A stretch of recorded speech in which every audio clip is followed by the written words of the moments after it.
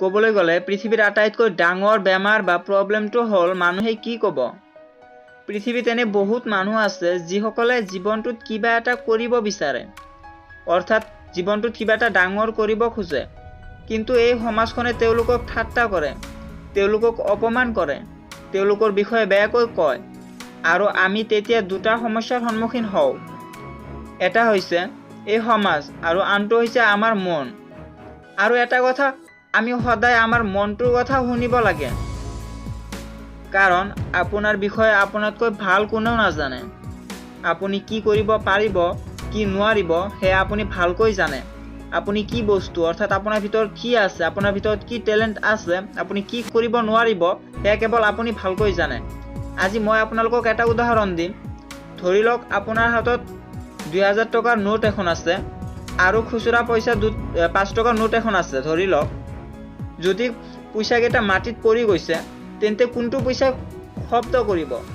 Obviously আমি সকলোৱে জানো, তেতিয়া সেই 5 টকাৰ খুচুৰা পইচাটোৱে বেছি শব্দ কৰিব, কিন্তু যি কাগজৰ 2000 টকাৰ নোটখন আছে তেওঁ কিন্তু শব্দ নকৰে। আপোনালোকে নিশ্চয় গম পাইছে মই এই উদাহৰণটোৰ দ্বাৰা আপোনালোকক কি বুজাব খুজিছোঁ। সেইবাবে কোনোবাই আপোনাক কিবা কৈছে তাৰ লগত তৰ্ক নকৰিব, কিবা এটা কৰি দেখুৱাই দিয়ক। আপুনি এটা কথা মনত ৰাখিব, যিয়ে ভৱিষ্যতে কিবা এটা ডাঙৰ কৰিম বুলি আশা কৰে, অৰ্থাৎ ভৱিষ্যতে কিবা এটা ডাঙৰ কৰিব পাৰে, তেওঁক কিন্তু প্ৰথমে সকলোৱে পাগল বুলি কয়। সেইবাবে আপোনাক এতিয়া বহুতে বহুত কিবা কিবি ক'ব, কিন্তু সেইবোৰ আপুনি কাণত নল'ব, অৰ্থাৎ একফালৰ পৰা শুনি আনফালেদি ওলাই দিব। আপুনি ডাঙৰ ডাঙৰ মানুহৰ জীৱনী চাব, তেওঁলোকে যেতিয়া প্ৰথমে সেই কামবোৰ ষ্টাৰ্ট কৰিছিল, অৰ্থাৎ আৰম্ভ কৰিছিল, সকলোৱে তেওঁলোকক পাগল বুলি কৈছিল। আৰু এটা কথা কি জানে, মানুহে সকলো বস্তু এৰিব পাৰে, অৰ্থাৎ মানুহে আগত গছৰ ছাল পিন্ধা কৰিছিল, কিন্তু এতিয়া সেই মানুহে গছৰ ছালটো এৰিলে। মানুহে আগত কেঁচা মাংস খোৱা কৰিছিল, কিন্তু এতিয়া সেই কেঁচা মাংসও এৰিলে। কিন্তু মানুহে এটা বস্তু এতিয়ালৈকে এৰিব পৰা নাই আৰু ভৱিষ্যতেও এৰিব নোৱাৰে, আৰু সেইটো হৈছে আনক লৈ সমালোচনা কৰা।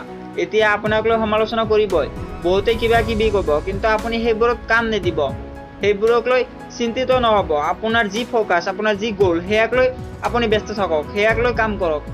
আপোনাৰ যি আশা সেয়াক পূৰণ কৰিবলৈ আপুনি চেষ্টা কৰক। পিছত সকলোৱে আহি আপোনাক ছাৰ বুলি ক'ব। বন্ধুসকল, আজিৰ ভিডিঅ'টো এইখিনি আছিল। পৰৱৰ্তী সময়ত তেনেকুৱা ধৰণৰ মটিভেশ্যনেল আৰু ভিডিঅ' চাবলৈ চেনেলটো ছাবস্ক্ৰাইব কৰি আমাৰ লগতে থাকিব। ধন্যবাদ।